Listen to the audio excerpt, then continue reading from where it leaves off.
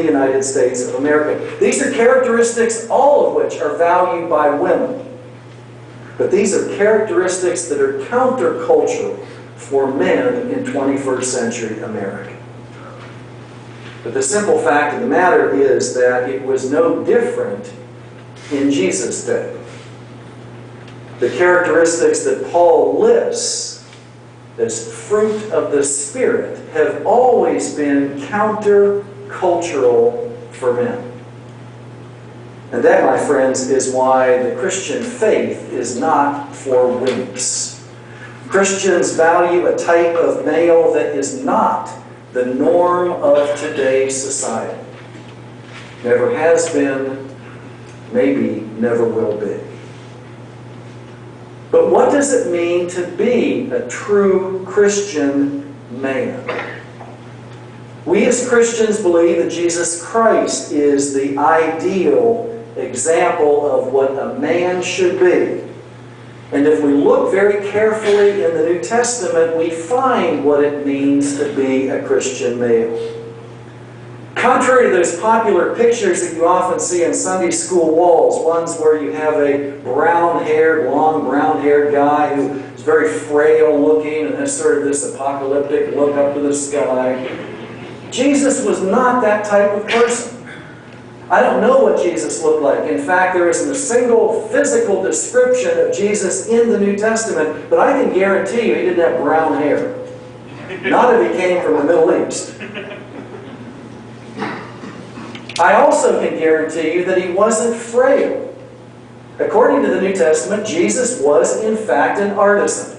There is some dispute about what kind of artisan. We call him a carpenter, but there really isn't a whole lot of wood in the Middle East. So it may be that he worked in some other medium. But he was a person who worked with his hands. And the result is that he must have had a large physical presence. And we see that physical presence in two stories about Jesus. The first is Jesus in his hometown synagogue in Luke chapter 4. In Luke 4, you're probably familiar with the story. Jesus stands up and reads from Isaiah chapter 61. The Spirit of the Lord God is upon me because He has anointed me to bring good news to the poor, to proclaim release to the captives and recovery of sight to the blind. You know that passage, right? Jesus closes up, rolls up the scroll, hands it back to the attendant, sits down and says, "Today this has been fulfilled in your hearing." And then the conversation goes on a little bit more, and before you know it, this crowd that was at one time impressed now wants to throw Jesus off a cliff. And you read in Luke 4, all in the synagogue were filled with rage. They got up, they drove Jesus out of town, and that doesn't mean in a car. They drove Jesus out of town and led him to the brow of the hill on which their town was built so that they might hurl him off the cliff. But Jesus passed through the midst of them and went on his way. In the middle of this riot, this angry mob, Jesus just sort of walks through it. Now that takes both courage and presence. And Jesus must have had both. We see another example of the physicality of Jesus in the temple cleansing incident, a story that's told in all four of the Gospels. I'll just happen to do Mark's Gospel here.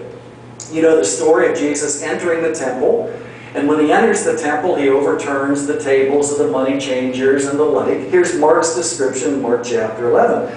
Jesus entered the temple and began to drive out those who were selling and those who were buying in the temple, and he overturned the tables of the money changers and the seats of those who sold doves, and he would not allow anyone to carry anything through the temple. Now that's a powerful act. To bring to a halt all of the activity in this very, very, very busy place called the temple in Jerusalem. To overturn tables and to cause everything to come to a halt. You don't do that if you're meek and mild, if you're a wimp. That requires a physical presence to do something like that. But we also know that Jesus had more power than simply his physical presence. According to the Gospel of Matthew, Jesus has something called exousia, or authority. the end of the Sermon on the Mount in Matthew's Gospel, we read, "Now when Jesus had finished saying these things, the crowd was astounded at his teaching, for he taught them as one having exousia, authority, and not like their scribes." What gives Jesus this exousia, this authority in the Gospel of Matthew? Well, in Matthew chapter 23, Jesus criticizes the scribes and the Pharisees who don't have this authority. And this is what he says: "The scribes and the Pharisees sit on Moses' seat. Therefore do whatever they teach you and follow it, but do not do as they do.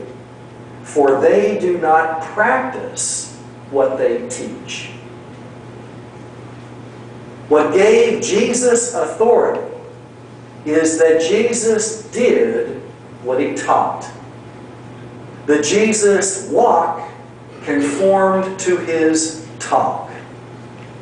So the man who, according to Matthew chapter 4, fasted 40 days and nights and afterwards was famished, had the authority to say to the devil, "One does not live by bread alone, but by every word that comes out of the mouth of God." My friends, Jesus did what he taught. And that's what gave him exousia, authority. The one who told his followers, "You have heard it said, an eye for an eye and a tooth for a tooth, but I say to you, do not resist an evildoer. But if anyone strikes you on the right cheek, turn the other also." That's the one who chose not to retaliate against those who came to arrest him. Now, in Matthew's Gospel, one of the disciples pulls out a sword at the arrest of Jesus in the Garden of Gethsemane and lops off the ear of the high priest's servant. And Jesus rebukes his disciples, saying, "Put your sword back in its place. All who take the sword will perish by the sword. Do you not think that I cannot appeal to my Father, and he will at once send me more than 12 legions of angels? But how then would the Scriptures be fulfilled which say it must happen in this way?" Jesus chooses not to resist. Jesus chooses not to resist evildoers, just as he taught others. Jesus' walk conformed to his talk. Jesus also said, "You've heard it said that you shall love your neighbor and hate your enemy. But I say to you, love your enemies and pray for those who persecute you, so that you may be children of your Father in heaven." That's the same person who later in the Gospel of Matthew remained silent before his false accusers. Jesus doesn't rebuke the soldiers who mock him or the passers-by who revile him while he is hanging on the cross. Jesus did exactly what he taught. That's what gave him authority. Listen to what the scribes and the Pharisees say, but don't do as they do, for they don't do what they teach. Jesus did what Jesus taught. And Jesus also did what Jesus knew he had to do. Paul writes in Philippians that Jesus humbled himself and became obedient to the point of death, even death on a cross. All the Gospels agree that Jesus knew what was in store for him, and yet he traveled to Jerusalem anyway. We 21st century Christians don't recognize the courage that would take to know what was ahead of you and to go there anyway. Maybe that's due to the fact that we're just used to hearing about Jesus who was crucified, and therefore that's no longer so shocking to us. But another reason why we don't have the full impact of that statement is because the Gospel writers themselves give us very little detailed information about the crucifixion itself. Mark simply says, "And they crucified him." Kai staurosin auton. 4 words in English, 3 words in Greek. and they crucified him. Maybe Mark and the other gospel writers didn't need to describe the crucifixion to other persons that they were writing to, because crucifixion was such a widespread practice in the first century world. But because they didn't describe crucifixion, we really haven't known about crucifixion. We've been dependent for years and years and years on artistic representations of the crucifixion.